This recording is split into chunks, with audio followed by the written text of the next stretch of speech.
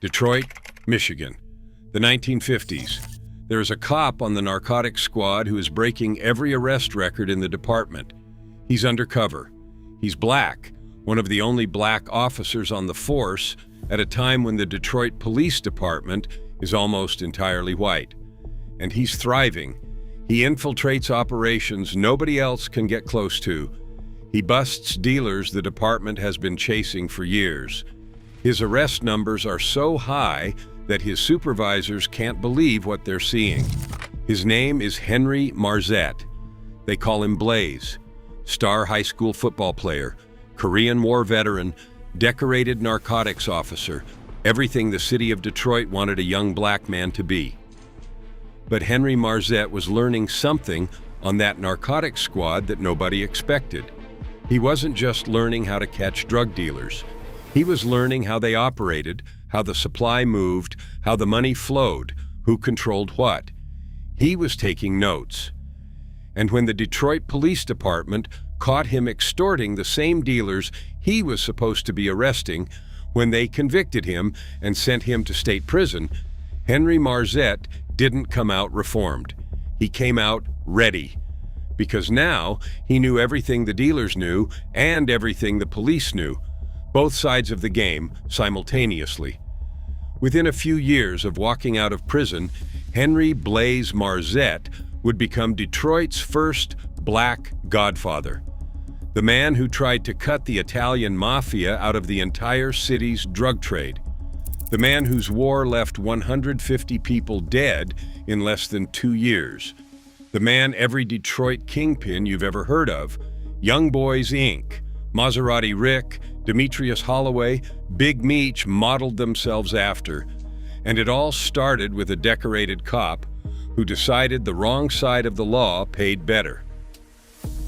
To understand what Marzette did, you need to understand what Detroit looked like for a black cop in the 1950s. The department was almost entirely white. Black officers were rare, and black undercover narcotics officers were almost non-existent. That was the problem. Detroit's drug trade was growing fast, centered in black neighborhoods on the west side and east side.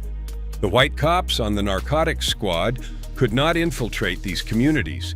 They stuck out. They got spotted. They got nothing. Then Henry Marzette walked in. Hometown kid, Korean War veteran. He had seen combat, earned respect, and proven he could handle pressure. He was smart, charismatic, and he could move through Detroit's black neighborhoods like he belonged there, because he did belong there. The narcotics squad put him undercover, and he delivered. Marzette set arrest records. He was busting dealers left and right, getting inside operations that white officers could not touch. The department loved him. He was their solution to a problem they could not solve. But here is what was happening behind the scenes. Every dealer Marzette busted, he studied first. He learned their supply chains, their distribution networks, their pricing, their territory, their weaknesses. And then he started playing both sides. Instead of just arresting dealers, Marzette began extorting them. Pay me or I bust you. Simple. A narcotics cop with the power to destroy your operation or protect it depending on how much cash you put in his hand. He wasn't just corrupt. He was running a business inside the police department. By the late 1950s, it caught up to him. Marzette was convicted of corruption and sent to state prison. His career in law enforcement was over, but his real career was just beginning. Marzette walked out of prison in the early 1960s with something no other drug dealer in Detroit had. He knew both worlds. He knew the streets, the dealers, the supply routes, the territories, the players. He had spent years studying them from the inside as an undercover cop. He also knew the police, their methods, their informants, their blind spots, their weaknesses. He had been one of them. No other criminal in Detroit had that combination, and Marzette used it to rise faster than anyone the city had ever seen. Within a few years, he had built drug, gambling, and extortion operations across the entire city. He headquartered everything out of the Safari Room Lounge on Livernois, on Detroit's Near West Side. The Safari Room was his throne room. Musicians, actors, and celebrities passed through. Motown was exploding in the 1960s. Detroit was the music capital of America, and Marzette made sure he was connected to all of it. He sat in VIP booths while the Temptations and the Supremes performed across town. He threw parties that mixed entertainers with enforcers. Deals were made, disputes were settled, orders were given. If you wanted to do business in Detroit's underworld, you came to the Safari Room and you talked to Blaze. Nobody refused an invitation to the Safari Room because everyone knew what happened to people who disrespected Henry Marzette. He did not raise his voice. He did not make threats. He simply made things happen. And the things that happened to his enemies were the kind of things people whispered about but never said out loud. And Marzette looked the part.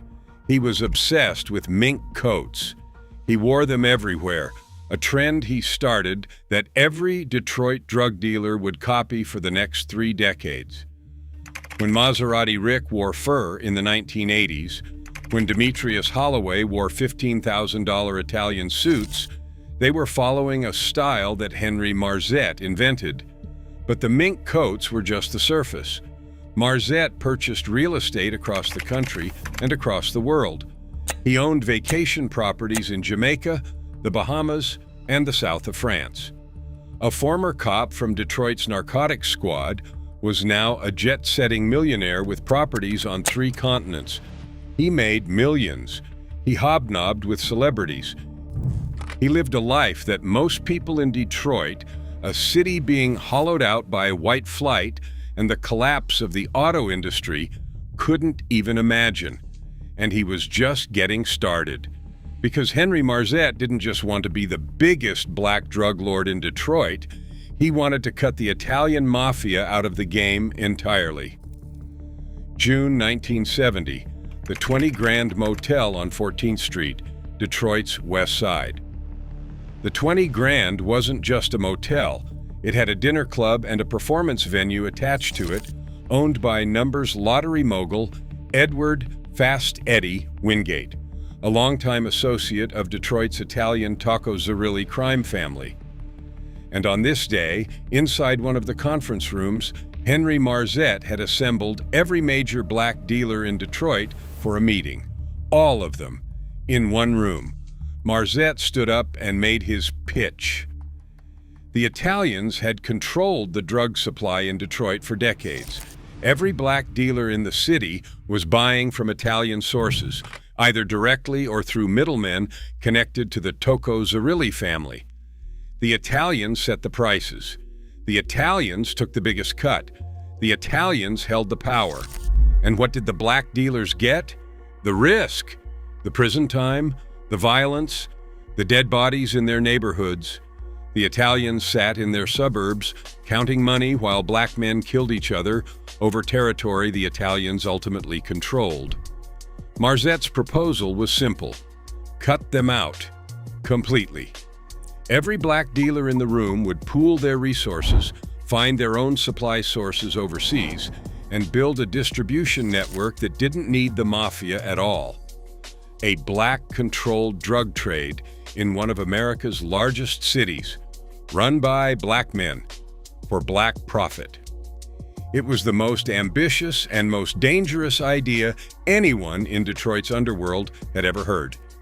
Because the Italian mafia didn't lose territory peacefully, and everyone in that room knew what the Taco Zerilli family was capable of, they called it Little Appalachian, after the famous 1957 meeting of Italian mafia bosses in Appalachian, New York, that had exposed the existence of organized crime to the entire nation. But Little Appalachian did not go the way Marzette planned.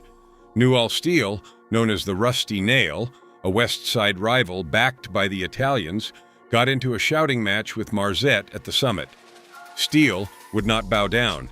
He refused to join the coalition, and he made it clear he would fight anyone who tried to cut his Italian backers out of the game.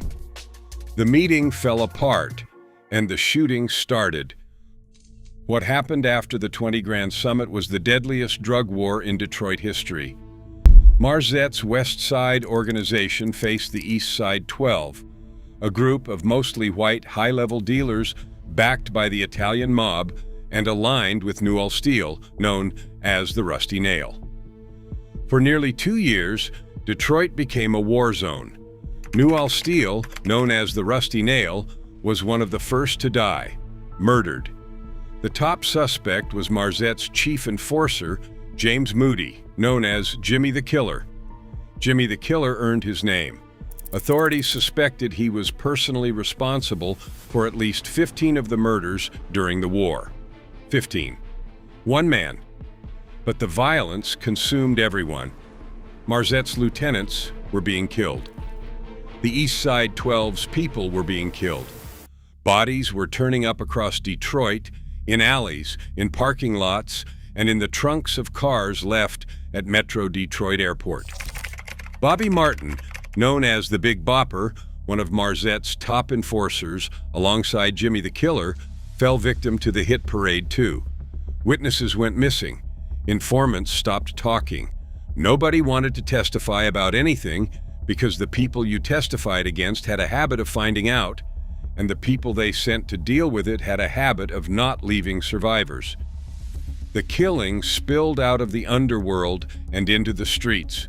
Regular citizens were getting caught in the crossfire. The city was already reeling from the 1967 riot. Now the drug war was adding bodies on top of bodies. Detroit's murder rate was climbing toward the highest in the nation. That became a signature of the war. A body in the trunk, left at the airport like a message. And the most famous trunk of all belonged to Jimmy the Killer himself. Days after Labor Day, 1971, Moody's body was found in the back of his brand new Eldorado Cadillac, parked at Metro Detroit Airport. The man suspected of 15 murders, found in the trunk of his own Cadillac at the airport, the same way he'd left so many of his own victims. Many believe Marzette himself ordered the hit on Moody, not out of betrayal, but as a strategic calculation. The killing had gotten out of control. The war was bad for business, and Moody was the engine of the violence. So Marzette shut off the engine. By the time the war wound down, the body count was staggering. Over 150 casualties in less than 20 months.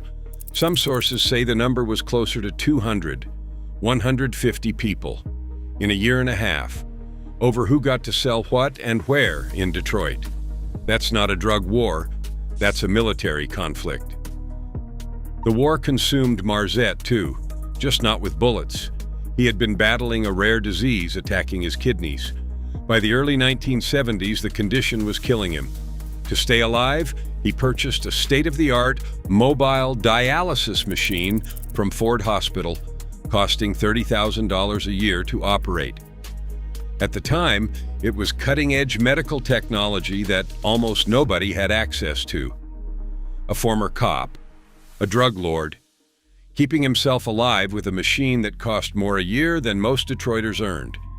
And even as his body was failing, the violence around him kept escalating. Then, something extraordinary happened.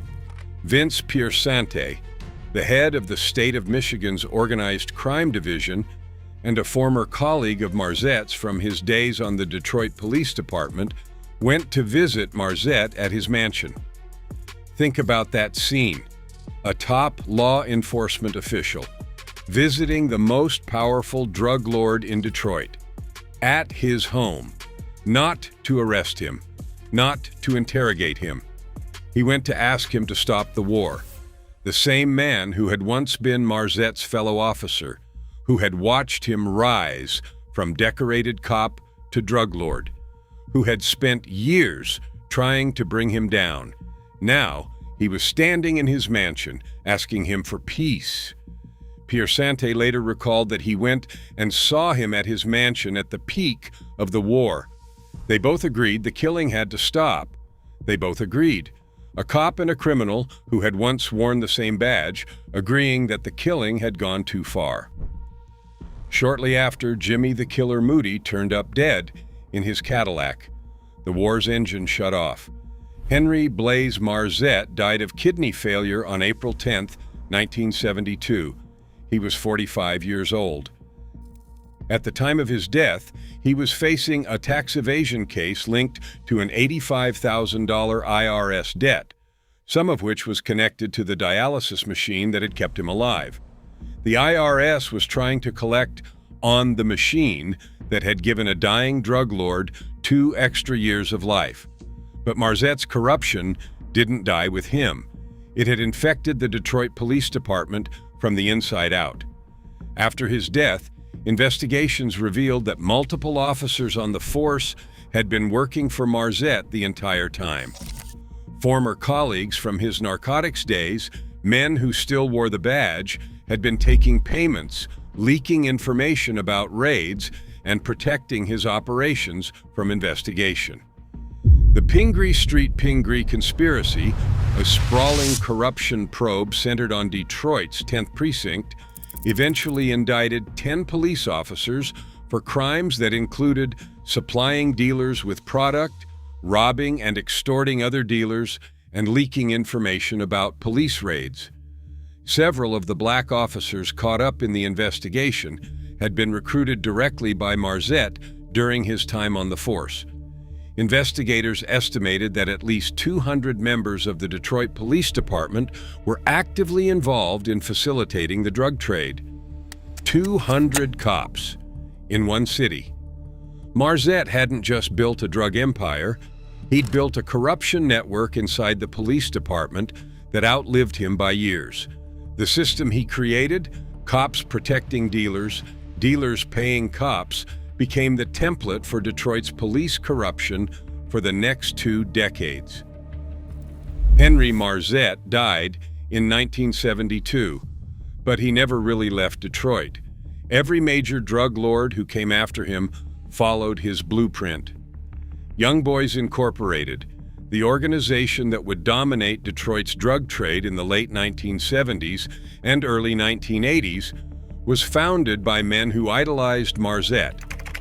Their leader, Milton Butch Jones, openly patterned himself after Blaze. He even secured Marzette's former lieutenant as his first major supplier. Maserati Rick and Demetrius Holloway, the men who ruled Detroit's East Side in the 1980s, modeled their operations on Marzette's structure. The fur coats, the celebrity connections, the real estate investments, the enforcement arm, the Best Friends gang, the Chambers brothers, Johnny Curry, Big Meech, and BMF. Every single one of them was following a path that Henry Marzette carved. A retired DEA bureau chief who worked Detroit in the 1980s said it plainly. Young Boys Incorporated, Demetrius Holloway, Johnny Curry, they all aspired to be their own versions of Henry Marzette, and they all achieved that to some degree. Marzette was the template, the original, the man who proved that a black criminal organization could operate independently of the Italian mafia in a major American city. He has been called arguably the first black drug kingpin in the United States, not just Detroit, the country. And he started as a cop. That's the part that should stay with you. A decorated police officer, a man who set arrest records on the narcotics squad, a man the department trusted with its most sensitive operations.